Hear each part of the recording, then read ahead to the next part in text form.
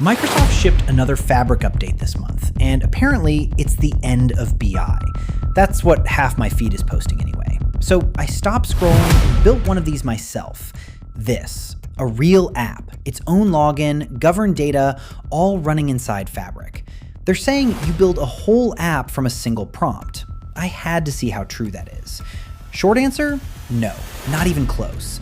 So in this video, I'll show you exactly how it really works, how you set one up, a few things it can do that genuinely surprised me, and the big one. Does it actually replace Power BI? So what is a Fabric app actually? A Fabric app is code first. That means an app mainly created by AI, but governed. In this case, what we've built, basically, is a little flight tracking app. But here's the question, how is it connected underneath? So let's jump over to the workspace we set up. You'll see there's a small SQL database here, and next to it, there are two items, the SQL database itself and a SQL Analytics endpoint. The SQL database, that's the transactional one, read and write. Same engine as a normal SQL server, basically. So that's where the real operational data lives. That's the one the app actually touches. The SQL Analytics endpoint, though, that one's read-only. When you create the SQL database, Fabric just automatically mirrors a copy of the data into OneLake, and that endpoint sits on top of that copy. If we open up the SQL database, we've got a table, and that table, that's where everything the app is showing actually lives. Let me hit preview here, look at the columns, and inside the fact table, we've got 28 rows. Tiny data set, I know, but for getting how this works, it's perfect. Because, you can make this as complex as you want from here. It's basically giving us every flight combination for the day. So if you wanted, this would grow day by day. And if it were live, well, it'd have to update in real time. Right. And if we handed it a semantic model instead, it could pull from the exact same governed model we've already built in our other Power BI work. But how do all these pieces actually connect? How do you build this from scratch? Before anything else, there are a few setup requirements. If you've already got a Fabric capacity in the right region, then when you hit New Item, this one, App Preview, should show up. If it doesn't, you'll need your admin to enable it. If that's not your situation, there are two paths. The nice one. Your Azure user is more than 90 days old, and it lets you use the Fabric trial. The other one, the one I had to do, is setting the whole thing up with a corporate account. So what I'm about to walk through is the high-level process for someone who doesn't have a corporate account, or who has one, but the internal approvals are too painful and you just want to try it. That was my case. And the Fabric trial didn't work for me either. We start by getting into Azure with your own user, a normal Gmail account. If you haven't touched that subscription yet, they'll give you $200 in credit to play with and practice. Now we create a corporate user. Because, even with the subscription, Gmail won't let you create a capacity. So we go into Microsoft Entra ID and create a user tied to a corporate account. In my case, a domain on onmicrosoft.com. Once that's done, we create a new resource group. That's what we attach the subscription to, and we place it in a region. I used France Central, but if you want it closer to you, go to the official Microsoft page and check which region has Fabric apps available. I keep everything in the same region for latency as a good practice. Once the group's created, you attach it to the user, and it should look something like this, minus the capacity, which comes next. Now log out and log back in as the new user. And don't do what I did. Forget to copy the password right after you create the user. It'll ask you to set up the authenticator. Once you're in, now we can create the Fabric capacity. Really important. This capacity has to be in a region where the preview is actually available. You can check the regions here. I'll drop the link in the description so you've got it handy. I'd go with an F2 capacity. For an MVP, it's more than enough. It's the cheapest, and it's the one that eats the least into your subscription. If you want it to last longer, you can just start and stop the capacity so it's not charging you the whole time. So that's it? Not quite. Remember, this is still in preview, so you have to enable it inside the tenant as admin.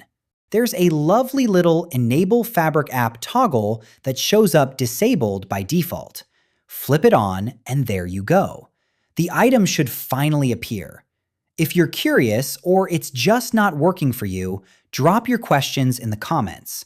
And if you'd find it useful, tell me whether you want a full step-by-step in the next video. Now the part we've all been waiting for, how you actually connect the two, our data and the app. So we go in here, New Item, and we get a set of instructions. What we could just do here is go straight to Claude Code and paste exactly this. But first, let's understand what it's doing underneath. So here in App Preview, it's telling us, to generate an app, the first thing you need is to set up your project.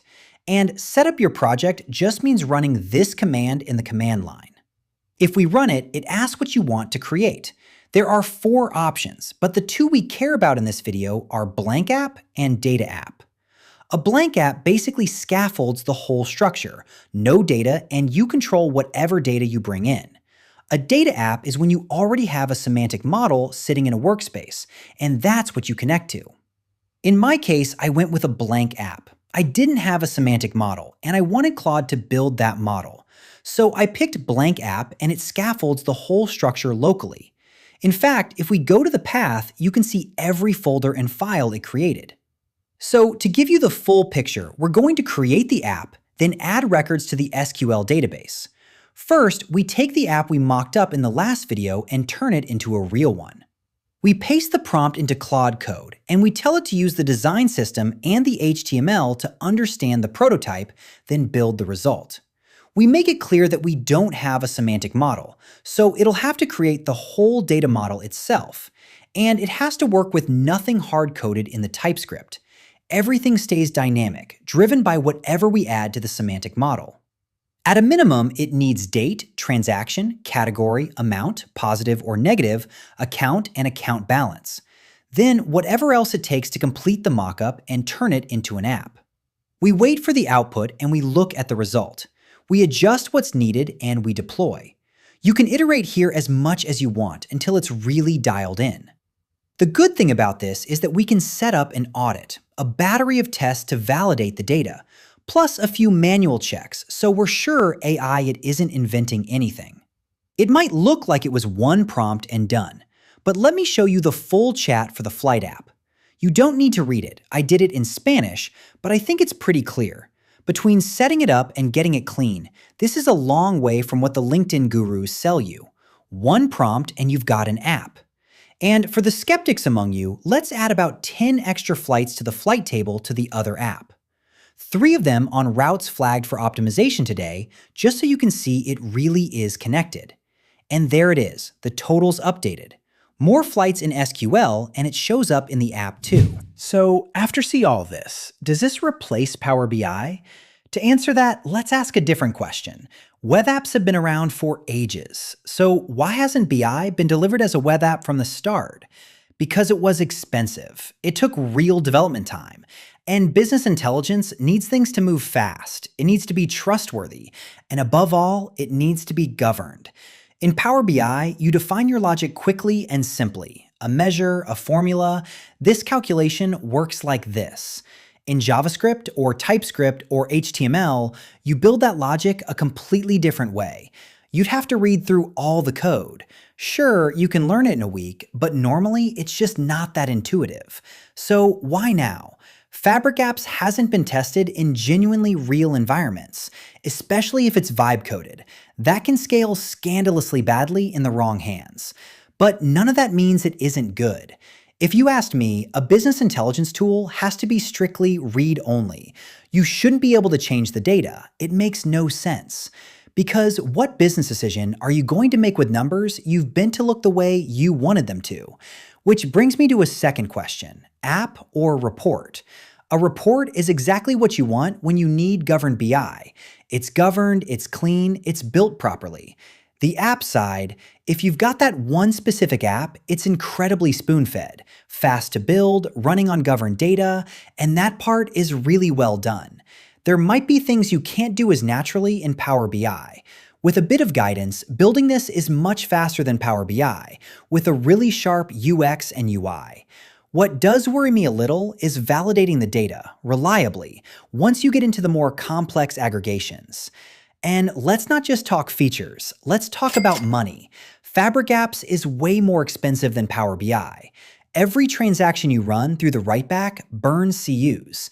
You've got one lake on one side, capacity units on the other, and that adds up. With Power BI, you'd mostly just be consuming one lake. Here, every transaction eats extra CUs on top. Fabric Apps is genuinely good. I built a real, governed app, mostly by directing an AI, and it works. That's a real shift in what one person can ship. But here's the one thing that bugged me, and it's where I think this is all heading. Visually, the app does whatever it wants. Every single time I built one, I had to specify the whole look again from scratch. The palette, the spacing, the feel, all of it, over and over. So here's where I think this lands. You define a design system once. You build one corporate app that holds it, and then every app, any team, anywhere in the org spins up, just follows that system automatically. Same palette, same components, same way of working, without anyone ever handing the style over and explaining it all again. And if you're curious how you'd even start building a design system like that, in the last video we built one from scratch with Claude.